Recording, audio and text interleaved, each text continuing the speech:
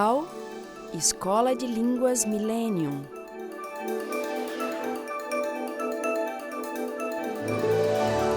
Próton Editora.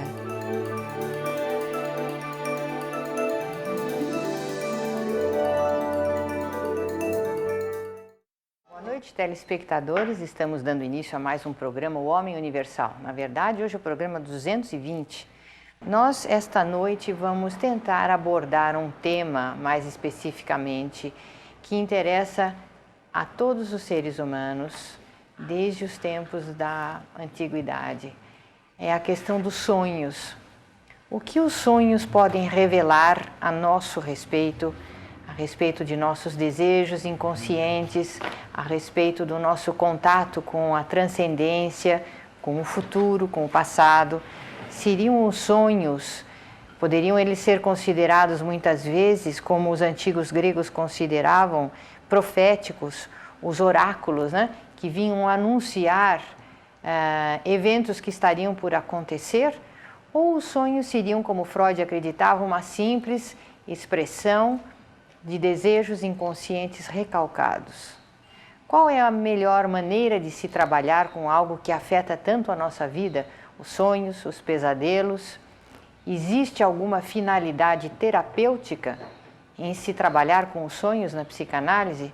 E qual seria a possibilidade de se conhecer melhor a nós mesmos, de nos conhecermos e conhecer também mais sobre os outros e sobre a vida, através dessa linguagem onírica de símbolos, de coisas que nós mesmos muitas vezes não compreendemos? Dr. Kepp, boa noite, está aqui. Você tem algum livro aí que fale sobre sonho, alguma imagem para mostrar? Bom, Dr. Kepp, qual a sua ideia sobre o sonho?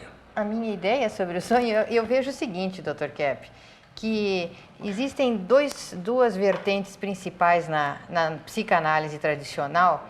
Se não formos considerar a terceira vertente, que é a sua, então vamos incluir a sua, que seriam as vertentes que consideram os sonhos como atividades ligadas à consciência cósmica, ao transconsciente, a uma consciência, poderia-se assim dizer, coletiva.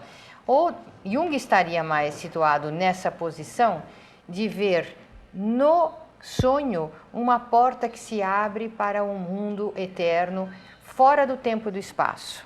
Aliás, o Jung dizia o seguinte, Dr. Kepp, que a gente poderia ver a vida, esta vida que nós vivemos aqui, como um hiato dentro da eternidade. Ele chama o nascimento de morte e a morte do verdadeiro nascimento.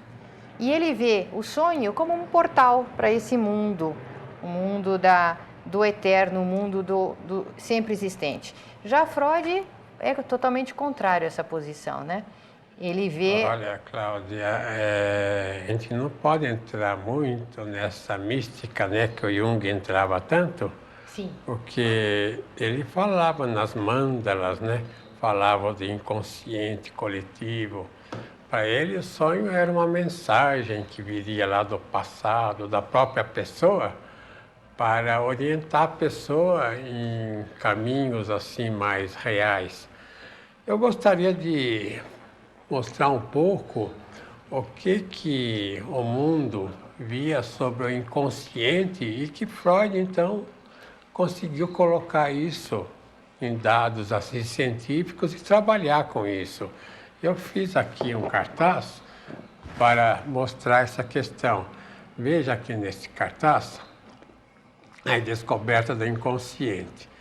O Freud, ele diz que a descoberta do inconsciente se comprova por 3 fatores: a hipnose, lapsus linguae, quer dizer, os enganos na linguagem, e os sonhos também.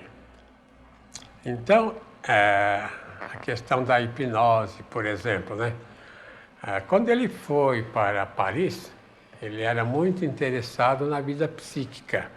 Tanto assim que ele abominou a formação médica que ele tinha, ele era neurologista, e tentou sempre entrar por esse campo da psique humana, da psicologia.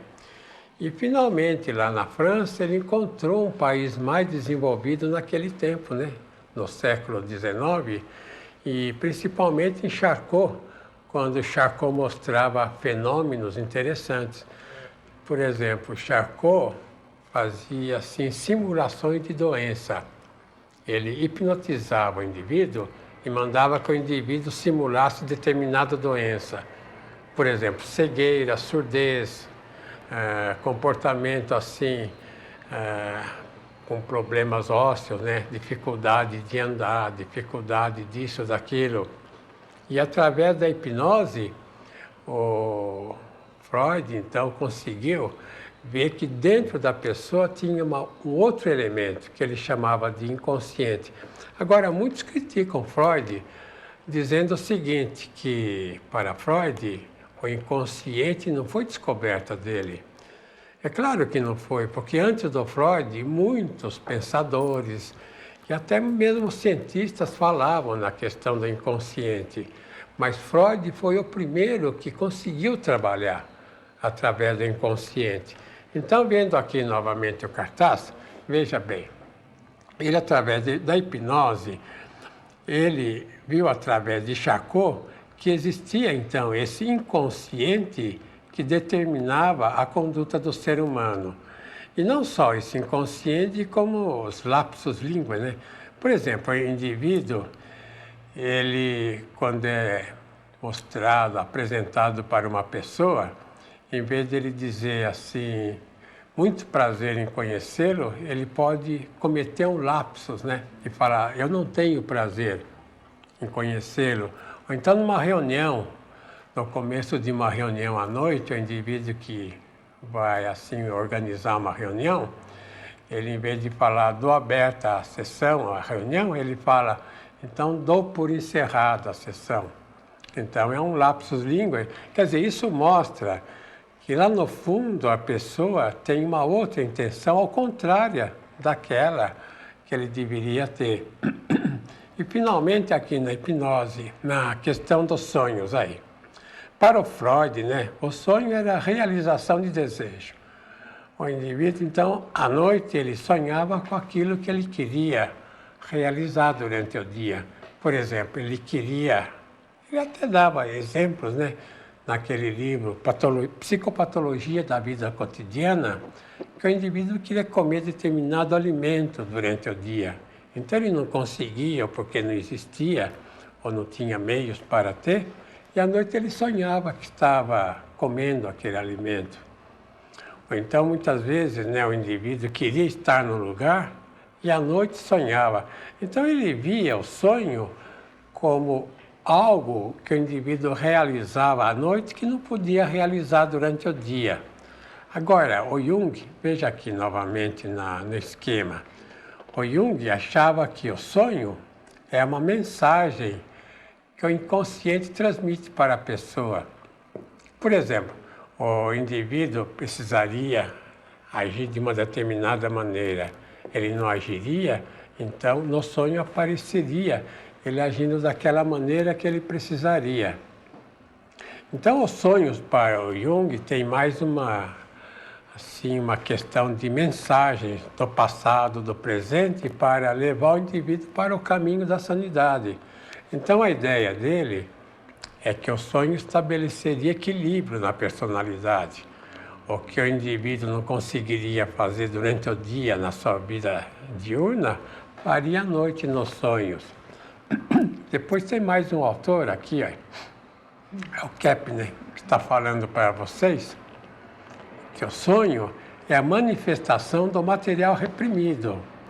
De maneira que o sonho é praticamente a manifestação daquilo que a pessoa tem no inconsciente. Mostra aqui o inconsciente aí. Veja, como um iceberg. O iceberg está apenas com essa parte fora da água e toda essa parte dentro da água. Então, essa parte aqui, dentro da água, é a verdadeira realidade da pessoa. E essa parte aqui, fora da água, seria a consciência. Então, a consciência seria um elemento apenas 10% da personalidade. A pessoa viveria, então, a maior parte da sua vida num campo assim que ela não conhece. Então aí a questão do Freud se esclarece dessa maneira, que o inconsciente seria manifestado muito através dos sonhos e de modo que a pessoa não tem ideia. Por exemplo, a pessoa sonha que determinada pessoa agrediu. Então, aquela pessoa no sonho agredindo quem sonhou, mostra que aquela pessoa seria ela mesma se agredindo. Ou então, um indivíduo que tem uma doença, um problema grave, qualquer aparece no sonho em pesadelo. Então mostra esse sonho que aquele pesadelo, aquela atitude desagradável, ele tem com ele próprio, que a gente chama de entropia. Então, por exemplo, Dr. Kepp, o senhor está falando como que o senhor interpreta os sonhos. Então, é uma maneira diferente da do Jung e da do Freud, porque o conteúdo desses símbolos dos sonhos freudianos geralmente é relacionado à problemática sexual. E a sua não, a sua é uma visão que engloba aspectos da consciência, mesmo da consciência maior, né? Uma consciência, uma transconsciência, como o senhor disse. E dando exemplo ainda de uma cliente hoje, ela disse que esteve sonhando com acampamento e ela precisava tomar banho e os banheiros eram abertos e ela estava muito assim atrapalhada porque ela tinha que tomar banho na frente dos outros. Então ela disse que associava tomar banho em tirar a sujeira, se aliviar. E o banheiro lá, o acampamento, com aberto demais, quer dizer, muita consciência. Então ela está revelando... Ela sem roupa, né? Revelava o quê, né? Então revelaria, tiraria a máscara, né? Iria revelar, mostrar sujeiras psíquicas, né? E que ela própria não aceita bem. Ela quer se aliviar dessa carga psíquica negativa, mas sem se conscientizar a esse respeito. Ela não quer trabalhar com essa consciência.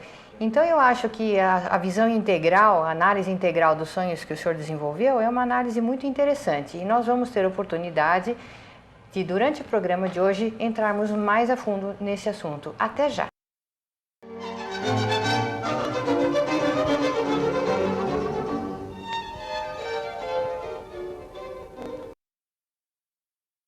The party's pretty boring until she approaches. Single, blonde, lovely blue eyes. I want to have your children, she says. You don't understand a word. Now don't you wish you'd learned English?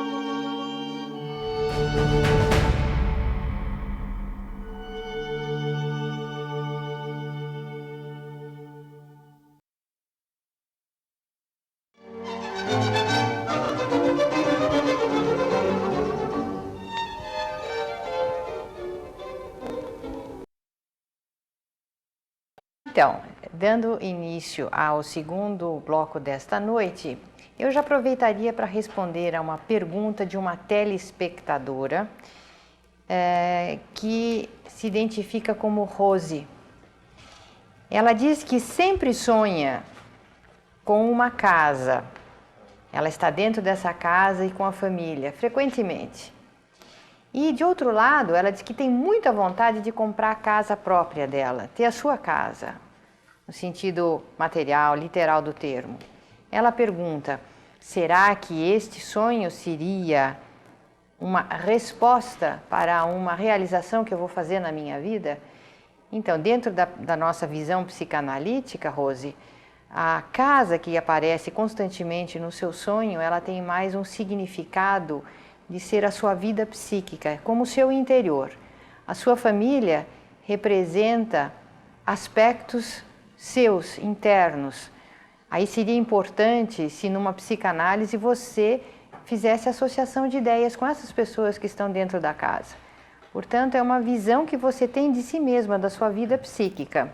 Agora, quanto a comprar ou não uma casa própria, aí já caberia um outro tipo de análise.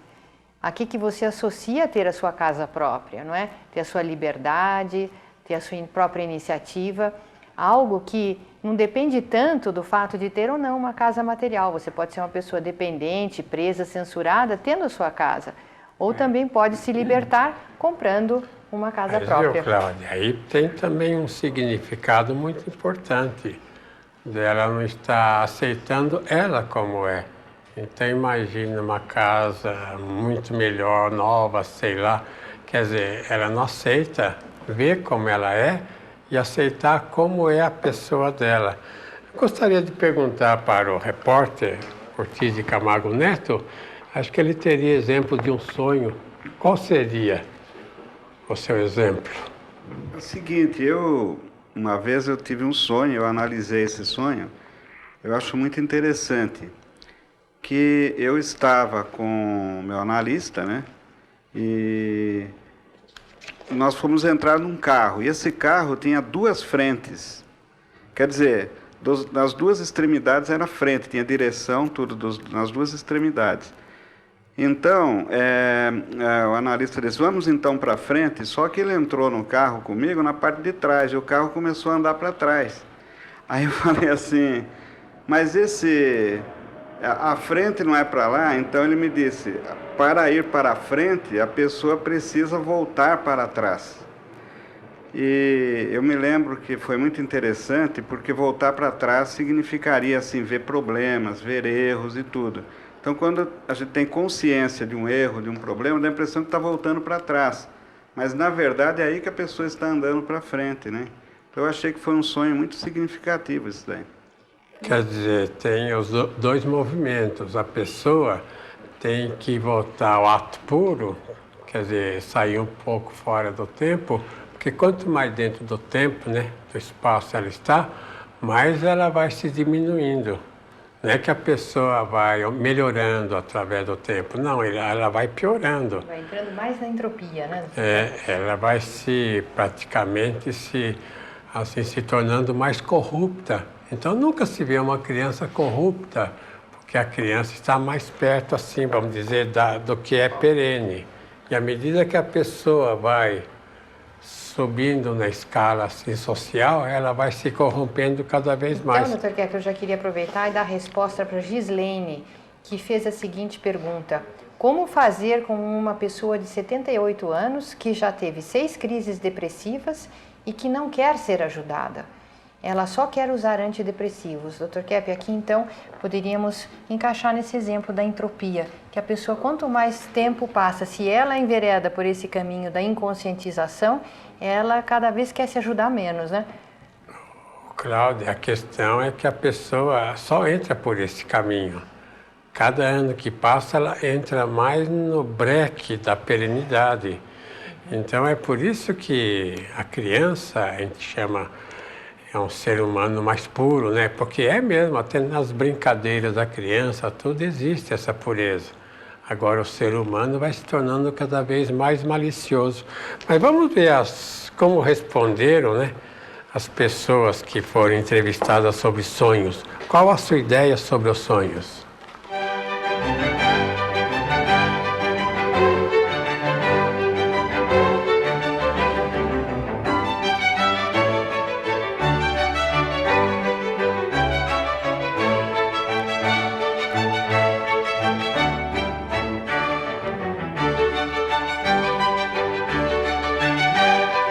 Bom, os sonhos é a manifestação da vida psíquica das pessoas. Freud, em 1900, escreveu uma obra famosa chamada A Interpretação dos Sonhos. E nesta obra ele fala da importância do sonho na vida da pessoa, como manifestação da vida psíquica e como a via régia para se conhecer o inconsciente.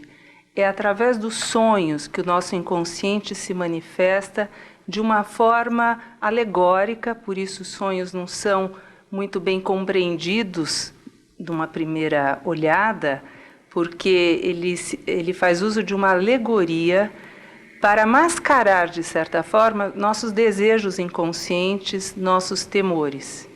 E Freud dizia que nossos sonhos são as manifestações de nossos desejos mais inconscientes. Existem experimentos científicos feitos com voluntários nos Estados Unidos demonstrando que a fase dos sonhos no sono é importantíssimo para o equilíbrio psicológico e psicossomático da pessoa. Então, esses estudantes que são voluntários, que passam várias noites sendo acordados logo que vão iniciar a fase dos sonhos, apresentam ao longo de vários dias consecutivos, sem poder sonhar, desequilíbrios psicológicos sérios, alguns até entrando em surtos psicóticos, e também doenças somáticas, como úlcera, como alergias. Então, nós temos como conclusão de que os sonhos são fundamentais para um equilíbrio somático e psíquico do ser humano. Doutora Vânia, qual é a sua ideia sobre os sonhos? Bom, do ponto de vista psicológico, sonhar é despertar para dentro, despertar para as questões importantes que você está vivenciando na vida, né? Então, por que as pessoas normalmente se lembram dos sonhos? Porque no estado de vigília, provavelmente elas não têm essa liberdade, essa disposição para estar desenvolvendo temas tão complexos que é a questão do dia a dia, as questões emocionais que perturbam tanto, né? O conceito que o Freud tinha de sonho era de que nós realizávamos os nossos desejos inconscientes. Tá? Quer dizer, o que a gente não podia realizar no estado de vigília, nós fazíamos no estado de sonho. Tá? Jung, ele já tinha uma outra concepção. Ele achava que nós usávamos uma linguagem específica, eu diria que era uma linguagem simbólica, para as pessoas se conhecerem. Então, a questão do sonho é muito importante, porque o que torna o indivíduo, o ser humano, assim, doente, neurótico, como falam, até mesmo com doenças físicas, com doenças orgânicas, ou com doenças de adaptação social, né? O caso das pessoas delinquentes, é a falta de manifestação da vida consciente. Então, a doença está geralmente na censura que o indivíduo faz, a consciência que ele tem que ter, principalmente, né, dos erros, dos enganos que ele comete.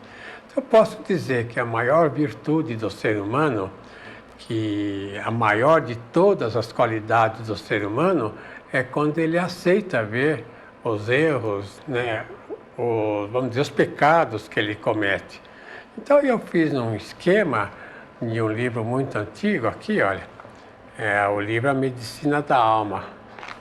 Então, eu fiz um esquema que eu gostaria de mostrar. Veja aqui, aqui é a vida consciente, aqui em cima, né? O que acontece que a pessoa não gosta, mesmo o fato desagradável, geralmente, a pessoa reprime, faz uma repressão aqui dentro na vida, vamos dizer, inconsciente. E essa vida inconsciente, então, volta, né, no sonho que a pessoa tem.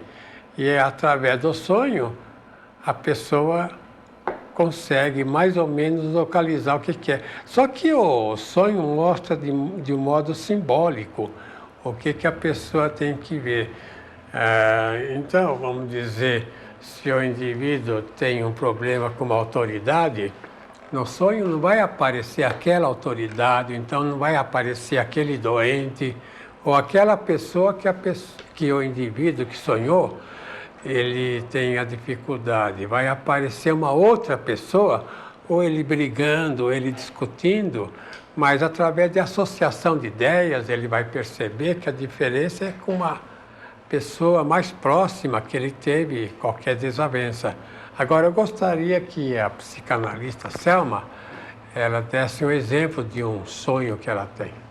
Eu noto que o sonho traz muita informação da vida psíquica do cliente. Então, por exemplo, há um que analisa constantemente porque ele sonha muito com viagens de avião, ele dentro do avião.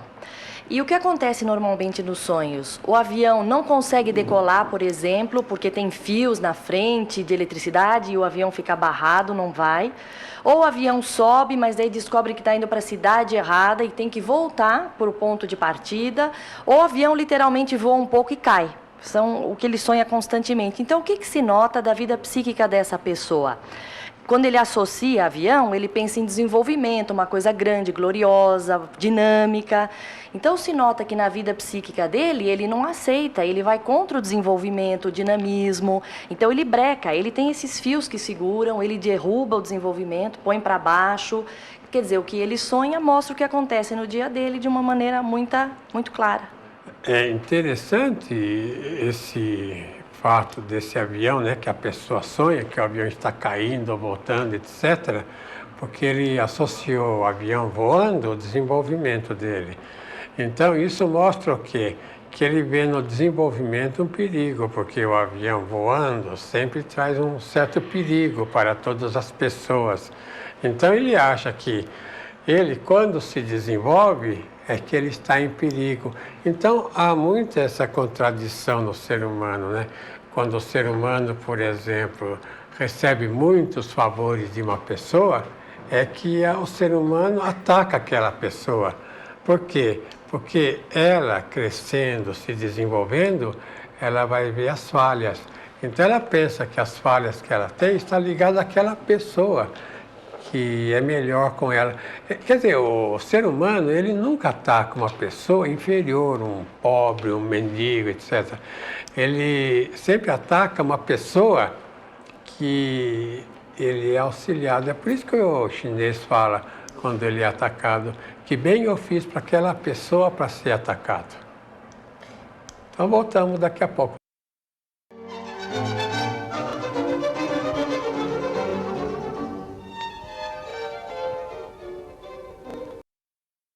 Apoio Cultural, Escola de Línguas Millennium.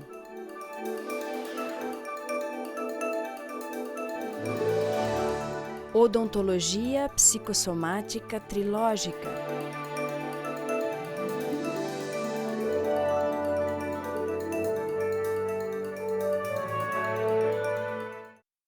The interview's going wonderfully. It's a big opportunity at a great salary. Only one hurdle left. A conversation with your new director. She's from California. Now, don't you wish you'd learned English?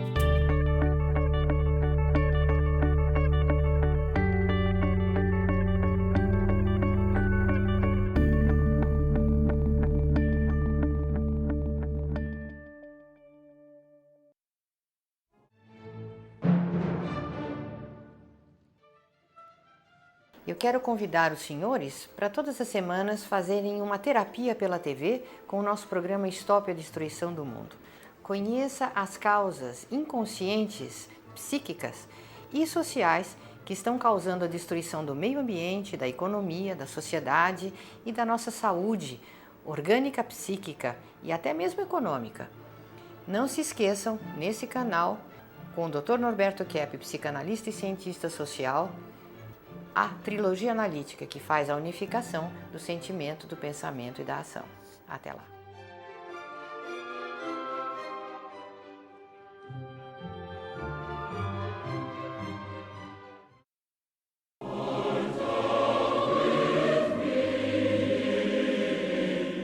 A origem das enfermidades psíquicas, orgânicas e sociais. A capa deste livro constitui uma homenagem ao grande psiquiatra francês Philippe Pinel, que no ano de 1798 libertou os doentes mentais das prisões que os amarravam fisicamente a verdadeiras masmorras que eram os hospitais psiquiátricos. A intenção do psicanalista Norberto Kepp com este livro também é a de libertar os doentes psicológicos de seus sofrimentos, ansiedades e angústias, que são os grilhões internos que acorrentam o ser humano às suas enfermidades.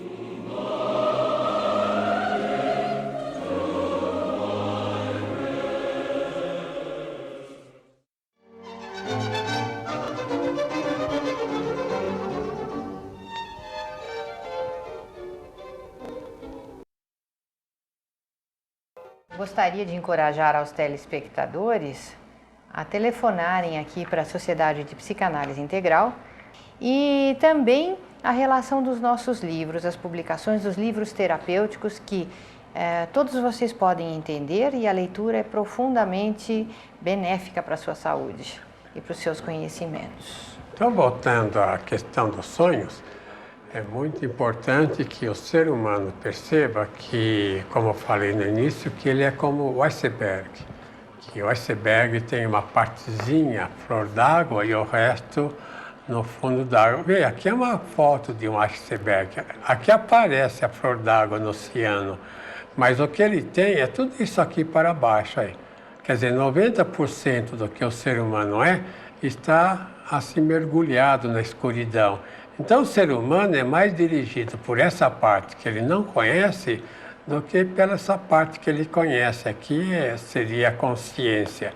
É por esse motivo que ele tem que ver o que está aqui embaixo. E uma das maneiras de ver é através da hipnose, ou então através dos enganos que ele comete, ou através dos sonhos. Agora, eu gostaria de ver com o Dr. Ademar que ele tem um exemplo interessante de um sonho.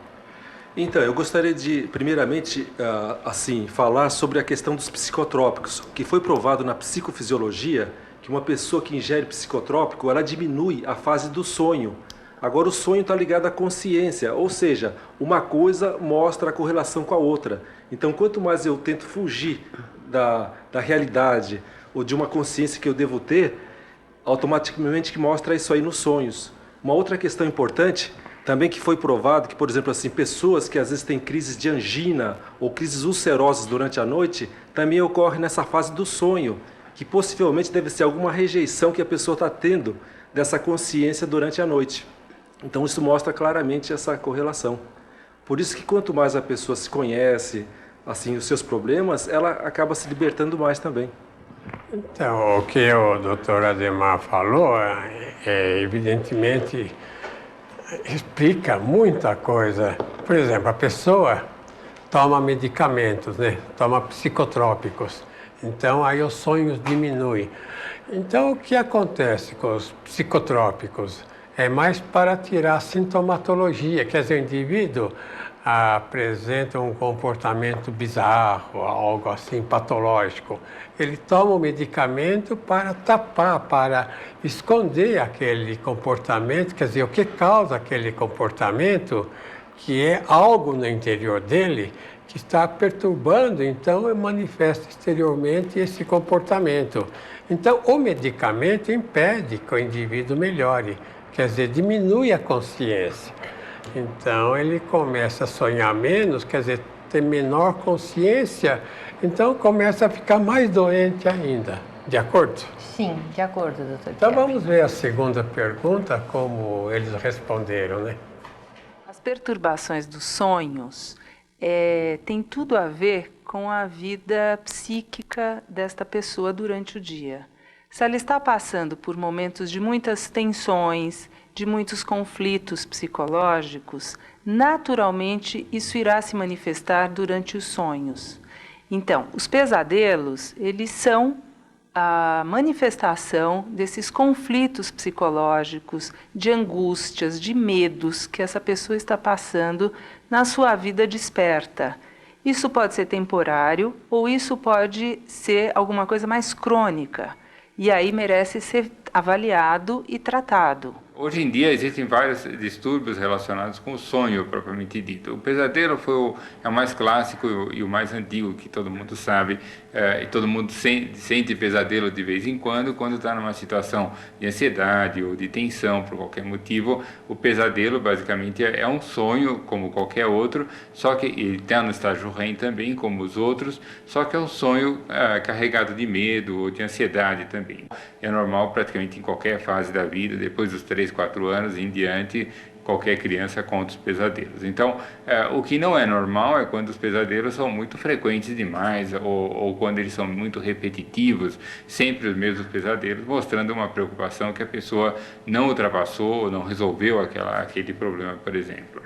Agora, existem outros distúrbios também do sono REM também, que não é só o pesadelo.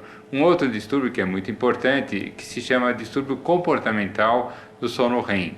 É um distúrbio que foi descrito nessa última década e que acontece principalmente em idosos, em que o idoso, depois de 60, 70 anos, principalmente, ele levanta durante o sono REM e ele começa a agir como se ele estivesse nos sonhos. E sobre as perturbações do sono, como os pesadelos, etc., qual a ideia da senhora? O pesadelo, se a pessoa realmente souber entender o que significa, ela pode se beneficiar muito e evitar muito sofrimento, inclusive.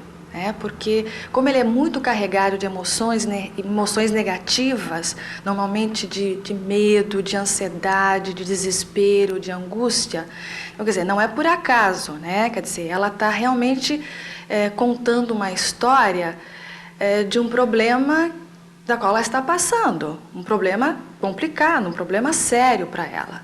Então, eu não acredito que ele seja ruim. Ele é ruim do ponto de vista fisiológico, as sensações são desagradáveis, mas do ponto de vista psicológico, ele é muito importante. Então, é preciso realmente dar atenção ao pesadelo, porque ele está sinalizando que algo não vai bem.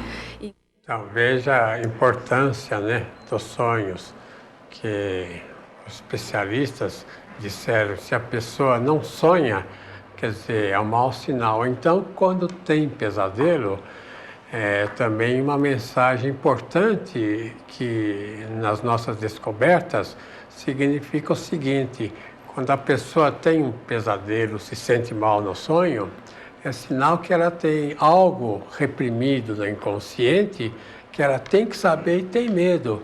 Então, o sonho vem em forma de equilíbrio para a personalidade. E quando aquele elemento que ela tem assim resistência em ver quer aparecer, então ela sente assim um terror no sonho.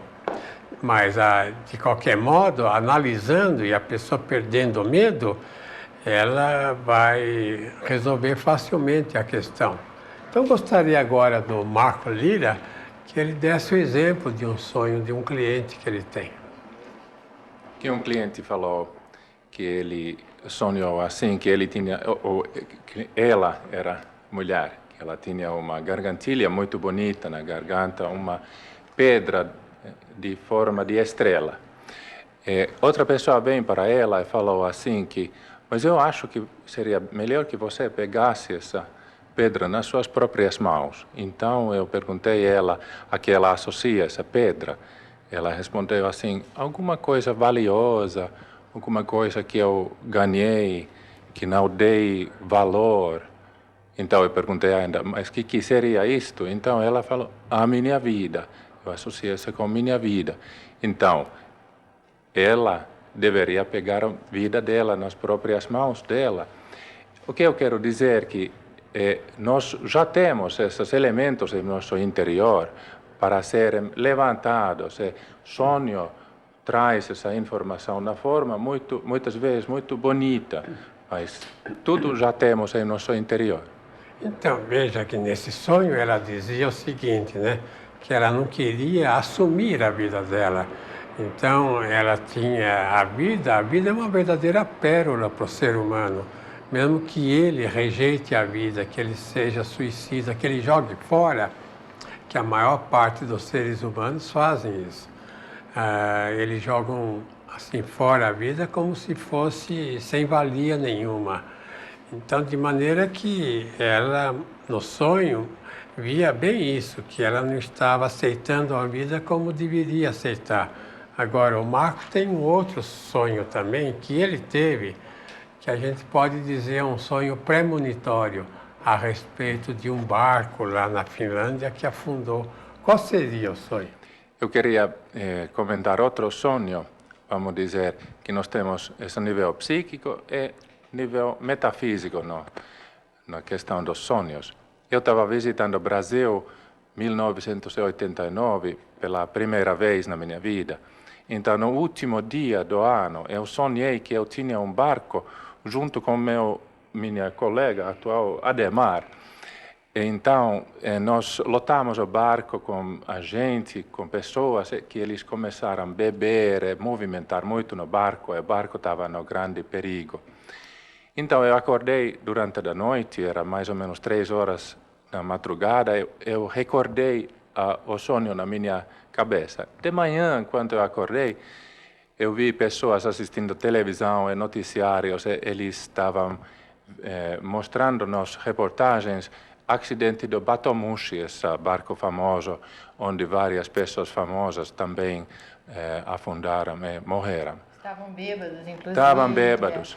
Então, eu falei, mas esse barco eu tinha no meu sonho, era meu barco, exatamente o mesmo barco. Neste caso, sonhador, eu estava ligado com algo exterior. Então, o Marco Lira, ele teve um sonho prevendo um acontecimento futuro. Aliás, no meu livro, Psicanálise da Sociedade, Psicanálise Integral, eu falo do sonho de Josué, né? Aquela questão das 7 vacas magras e as 7 vacas gordas, ou pelo contrário. Então, o rei lá sonhou que ele via 7 vacas gordas, depois magras. Então, queria que o Josué interpretasse o sonho, fora lá no Egito, né? E o Josué falou que seriam 7 anos de fartura e depois 7 anos de miséria que o Egito ia passar. E então eles melhoraram lá os celeiros, né? Juntaram mais alimentos, e depois dos 7 anos vieram 7 anos ruins. Então aí Josué foi eleito lá um assistente do faraó e conseguiu a família toda, né, ser bem cuidada. E esse é um fato bíblico. Quer dizer, a questão do tempo, que o ser humano, na essência, ele está fora do tempo. Então, essa questão dele estar fora do tempo, uma parte essencial que sobrou ainda, que é eterna nele, né, falam da alma, né, que não morre. Então, essa parte, se está bem funcionando, se essa parte está inteira, vamos dizer, o indivíduo sai fora do tempo. Então, vê o tempo não apenas na frente, mas atrás também. Quer dizer, ele é capaz de prever coisas, como até desastres de avião, né? A pessoa evita entrar no avião e o avião tem o desastre. Então, ele é capaz de prever coisas e evitar, como no caso desse Josué no Egito. Voltamos dentro de instantes para o último segmento dessa noite. Até já.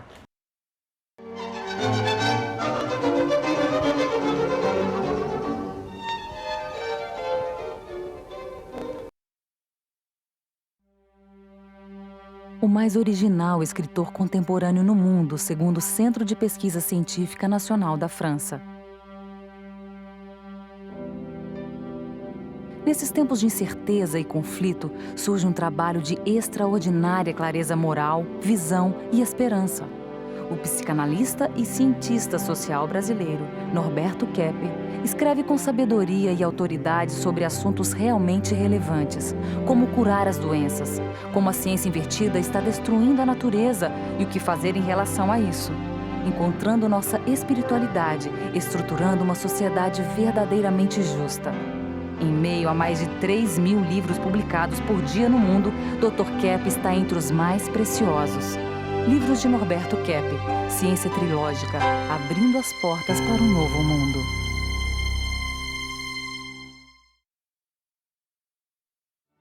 Vivemos ainda no paraíso terrestre, mas sem aceitá-lo. atacamos o que de mais belo, bom e real existe. A consciência de nossa inveja e inversão será o retorno a este paraíso. É para trazer esta consciência que surgiu a associação Stop a Destruição do Mundo. Estamos resgatando o mundo para o bem. Junte-se a nós.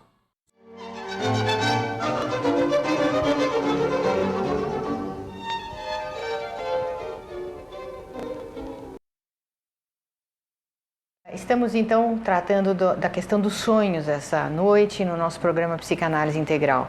E nos segmentos anteriores já foi ventilado, inclusive o Dr. Kepp falou que tudo aquilo que aparece no sonho, muitas vezes em pesadelos, mostra um conflito que a pessoa durante o dia não quis conscientizar.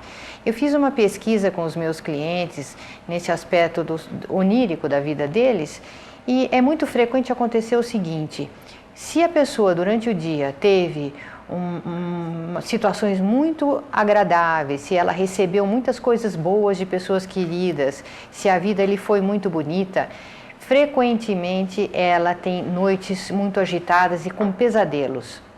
Se de outro lado ela tem problemas muito sérios para enfrentar durante o dia, às vezes passa o dia no hospital com um ente querido, ou então um acidente, tensões muito grandes, à noite, como uma compensação, ela tem sonhos muito repousantes, sonhos de consolo até.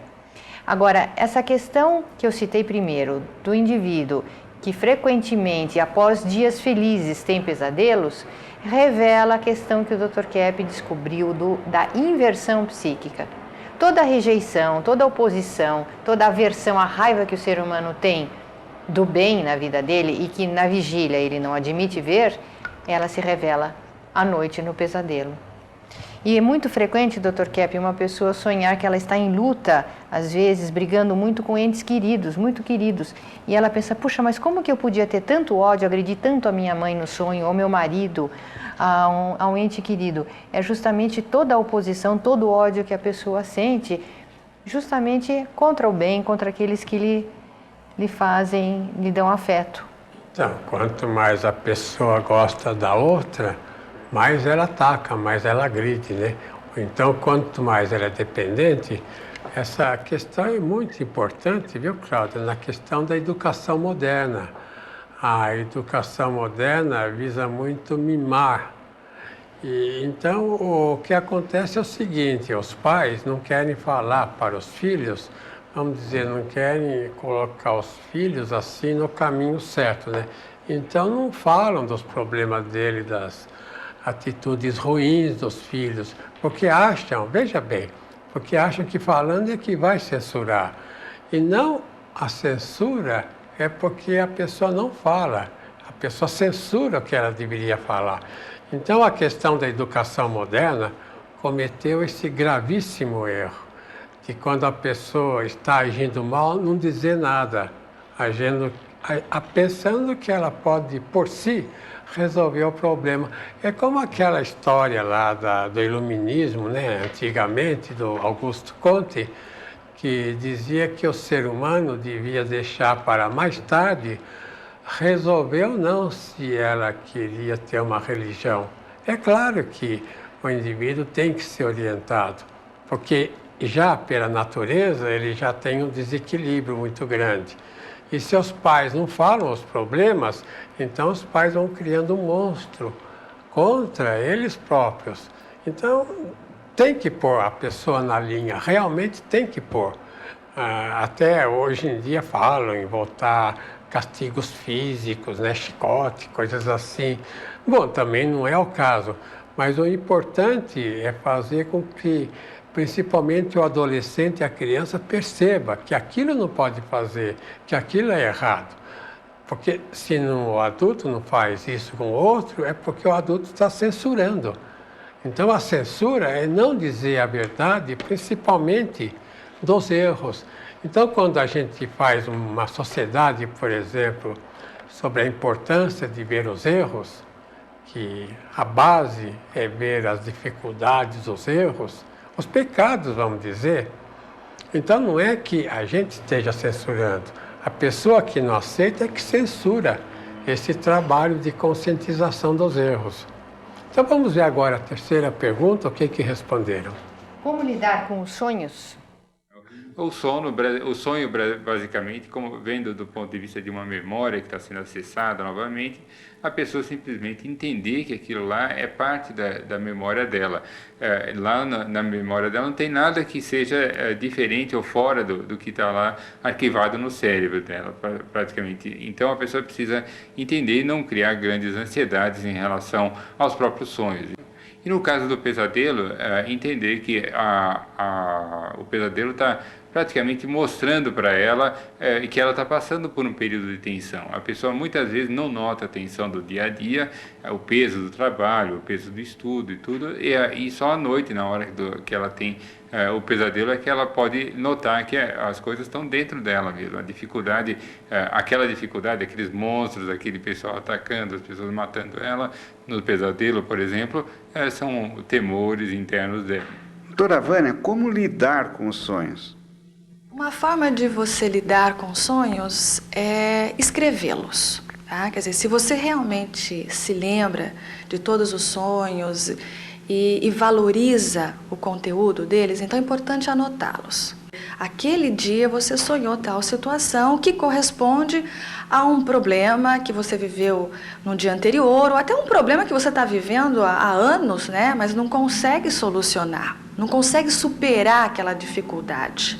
Então é importante você anotar, porque aí vai te dar a condição de você resolver de fato. Quer dizer, você dando atenção, você já está resolvendo a questão 50%. Tá? E aí fica muito mais fácil, você pode discutir com o teu terapeuta. Por exemplo, sonhos como manifestação de um desejo inconsciente que é reprimido. No caso, poderíamos citar uma moça que gosta e é apaixonada pelo namorado da irmã. Esse desejo não pode aparecer, esse gostar, de uma forma clara. Então ele é reprimido. É uma ideia, é um desejo que fica sendo reprimido no inconsciente. Durante o sono, as repressões elas ficam mais frouxas. Todo o corpo da pessoa e mesmo o inconsciente fica mais relaxado. Então o sonho se manifesta, aparece a ideia desta moça, por exemplo, com o rapaz, que é o namorado da irmã, e mesmo no sonho não aparece tão claramente que é o namorado da irmã. Aparece revestido com características do namorado da irmã. E depois, se ela lembra do sonho, precisaria se interpretar, analisar quais são as características, por que um rapaz que aparece no sonho tão parecido com o namorado da irmã, e aí viria à tona esse desejo que na vida diurna é reprimido. Então, é interessante lembrar o seguinte, eu pus aqui ideias sobre o sonho, né? A psicopatologia. Então, veja aqui, no começo, né, do século XIX, tudo era considerado algo assim sobrenatural, demoníaco. Então, não havia análise de sonho, porque achavam que qualquer fenômeno assim, não compreensível vinha então do espiritual, do mundo do além. E depois, de repente, aqui no século XX, nada mais era demoníaco. Os parapsicólogos, principalmente dessa corrente mais psicológica, achavam que demônio não existe, que nada espiritual pode influenciar o ser humano. E nós, depois, aqui na terceira fase, a trilogia analítica, que é o nosso trabalho, nós pusemos os dois, que no sonho aparece a parte humana e a parte transcendente. Então veja aqui o livro do Jung, como ele mostra bem essa questão de seres espirituais. Veja aqui, nesse sonho dessa pessoa, ela está nua e aqui aparece uma forma demoníaca. Quer dizer, ela em contato com seres demoníacos. Quer dizer, o ser humano, ele pode ter essa questão também sobrenatural que aparece no sonho. Então, doutor Kepp, aí estaria explicado, em grande parte, o medo que as crianças têm muitas vezes de ir dormir, de ficar no escuro à noite, como é o caso da filha da Maria Aparecida, que telefonou aqui para a televisão perguntando o que seria a causa desse medo que a menina tem de ficar no escuro e de dormir. Porque nessa hora, quando a pessoa dorme e através do sonho, ela tem contato não só com fatores demoníacos da própria personalidade, mas também fatores demoníacos espirituais externos, né, que estão convivendo com o ser humano. Então, Cláudia, aí essa questão, né, que muitos pais adultos dizem, através de uma censura muito grande, que dizem para as crianças que demônios não existem, que espíritos ruins não existem. Então, essa é uma outra censura que a sociedade faz, porque é muito importante que a criança perceba que existam, que esses seres existem. Então, a criança sabendo, então ela não vai ter o medo, porque o ser, de qualquer modo, está conosco mesmo que a gente não queira. Quer dizer, Deus, então, os próprios espíritos ruins também estão conosco sem nós, né? Mesmo que a gente não aceite, eles estão conosco. Então é importante ver. Mas a Cláudia escreveu um livro sobre a história secreta do Brasil. Aqui não tem o sonho de grandes personalidades do passado? Tem Sonho de Daniel, que é tão comentado, Dr. Kepp. Hoje eu estive conversando com alguns jornalistas e músicos amigos, e eles estavam dizendo que esse sonho do Daniel, que prevê a vinda desse império de ouro, ele é comum a todas as culturas do mundo. Então a gente poderia ver que todo ser humano tem contato através, seja do seu chamado inconsciente ou consciente, como Kepp fala, ele tem contato com muitas coisas que ainda virão a acontecer na humanidade.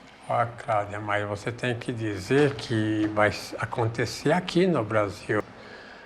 Nós sabemos que o Brasil está começando a entrar nessa era de ouro e o Brasil é que vai dar chance para o mundo mudar essa orientação capitalista selvagem para uma orientação humana. Nós temos certeza disso. É todo o povo, né, que está tentando seguir um rumo assim que a gente pode dizer utópico, não é utópico. É a verdade que é bela, bonita e verdadeira. E que não é só sonho. Até a próxima.